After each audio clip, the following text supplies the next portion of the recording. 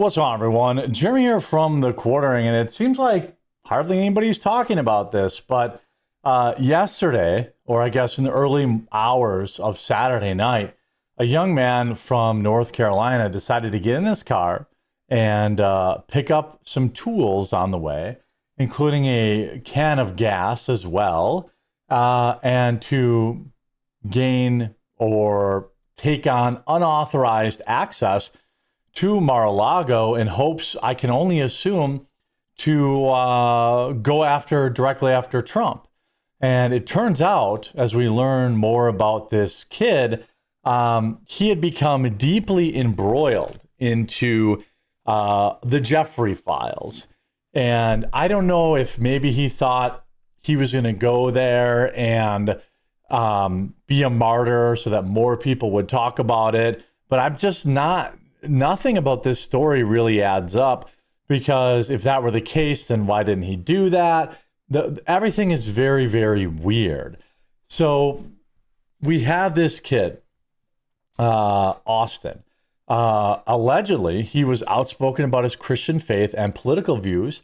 We're told he was regularly expressed support for Trump, telling colleagues as recently as late last year that he believed Trump was a strong leader. Well, he also sent this text message to a friend. It was the last text message he sent, apparently. I'm glad you're benefiting. That's from the individual whose text this was. Then Austin wrote back, and this is on February 15th, so a week ago. I don't know if you've read up on the Jeffrey files, but evil is real and unmistakable. The best people like you and I can do is use what little influence we have. Tell other people about what you hear about the Epstein files and what the government is doing about it. Raise awareness. And then after he disappeared on Friday, a message from his friend, hey, where did you go? Sources who worked with Austin at Pine Needles Lodge and Golf Club in North Carolina tell TMZ he became fixated on Jeffrey following the latest release of information tied to files. Coworkers tell us that he was deeply disturbed by what he believed was a government cover-up, and often talked about powerful people, quote, getting away with it. Now, when I heard this story, I had to first check in on Luke Rudowski and find his location. But all jokes aside, I think this is a feeling that a lot of people actually have. And people are going to try to connect this guy, 21-year-old Austin Martin, who he had unauthorized entry to Mar-a-Lago, was obsessed with the Jeffrey files. Interestingly enough, we have even more information. Now, his family has come out and refuted almost all of this. Family member of the armed man who breached Mar-a-Lago perimeter describes personality and politics. The cousin of the armed man who breached Mar-a-Lago in the perimeter of Donald Trump's Mar-a-Lago estate described him as a good kid who never talked politics, saying the incident was mind-blowing. Braden Fields, cousin of the man, authorities identified as 21-year-old Austin Tucker Martin of North Carolina, described Martin as quiet and afraid of weapons from a family of avid Trump supporters.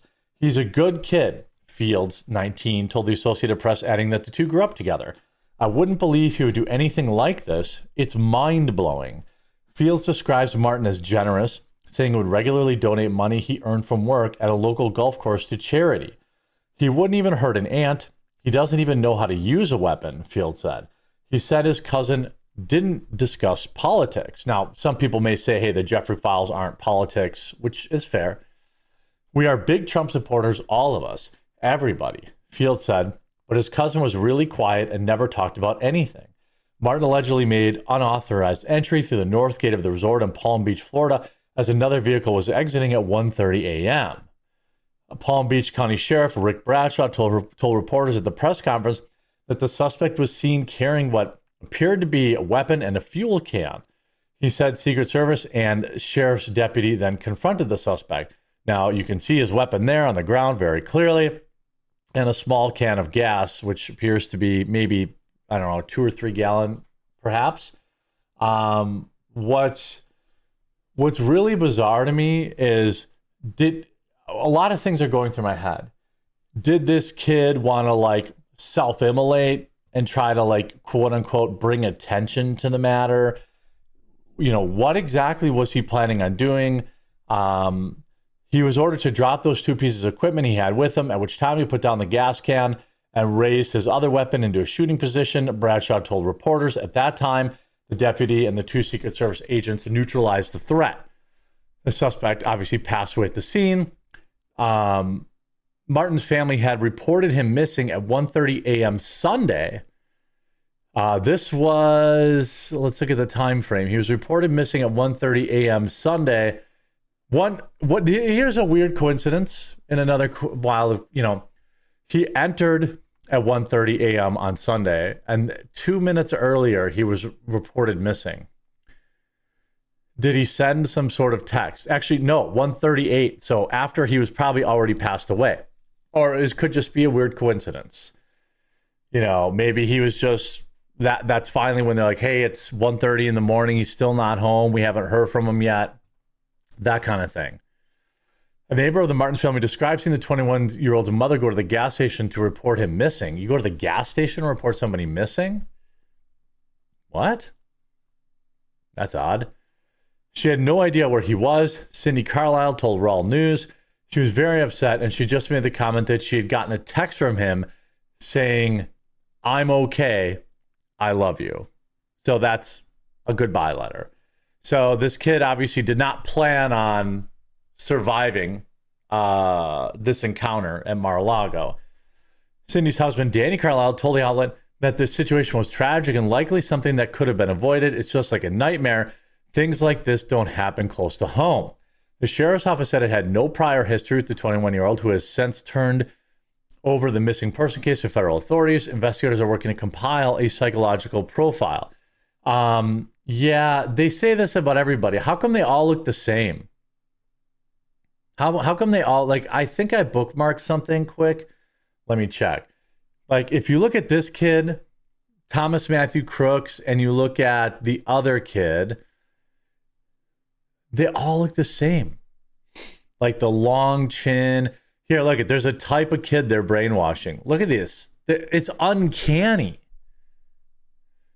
And how about Tyler Robinson?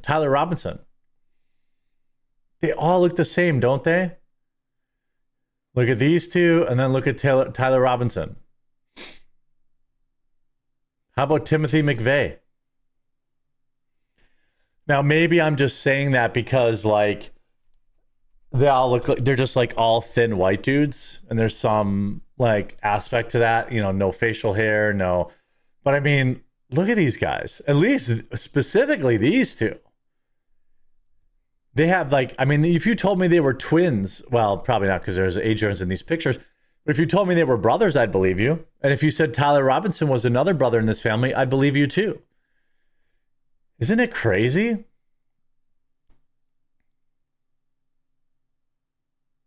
It's nuts to me. I'm calling this now. Tucker Austin Martin was in chat rooms, probably gay ones, getting groomed and indoctrinated. Probably. Yesterday, his aunt posts he's missing. Today, turns out to be the guy that breached Mar-a-Lago armed. This is the second time in 2 years we have seen a young 20 to 21-year-old with zero digital footprint try to take out Trump, exactly like Thomas Matthew Crooks and his online ghost profile before Butler.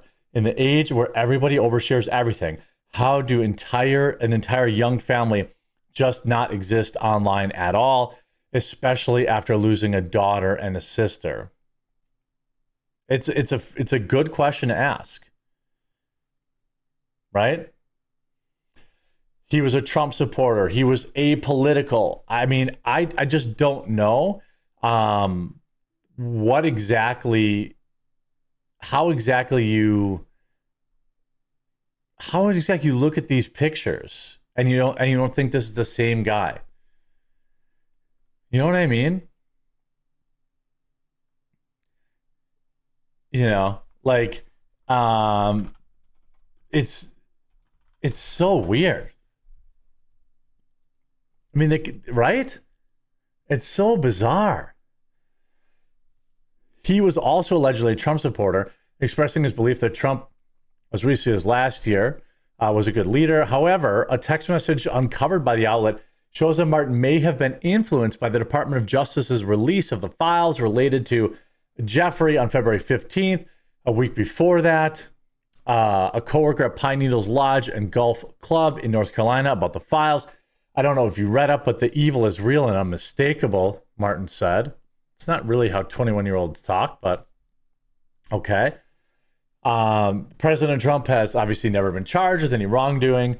Coworkers said that Martin, who was open about his Christian faith, was fixated on the Jeffrey saga and said that he would talk about elites getting away with it. They also described him as becoming increasingly frustrated by the state of the U.S. economy and having fruitlessly tried to start a union at his place of work. Does that sound like a right-wing conservative to you? Kind of doesn't. However, Fields described Martin as quiet, afraid of weapons, and from a family of avid Trump supporters. He wouldn't even hurt an ant. Yeah, but this is what they said about Thomas Matthew Crooks. This is what they said about Tyler Robinson. Right? He lived with his parents at a secluded countryside home, and the young man had a fascination with drawing golf courses in his spare time. An Instagram account linked to him showed. I specialize in pen and illustration centered around landscapes, architecture, and scenery, he wrote in the brief description. He posted dozens of photos of scenes of golf courses, buildings, and countryside in both black and white and color. He was also seemingly religious, captioning one of them that said, "Thank you for this gift, dear Lord," alongside a Christian emoji. I mean, I don't know. It just seems like we're seeing this happen too often, and we're seeing it happen like very, like the circumstances around them are wildly familiar. They all feel like the same kid doing the same thing. And this is very, very weird. Yeah, blatant something's going on here. Mental illness plus TDS. I mean, I don't know. I don't know that this kid had TDS. It doesn't seem like it. I don't know. Just like Thomas Matthew Crooks, just like Tyler Robinson, not overtly political, all have the same body type, and all carried out the same act. I don't know. What do you think? Let me know in the comment section down below, and we'll talk to you again real soon.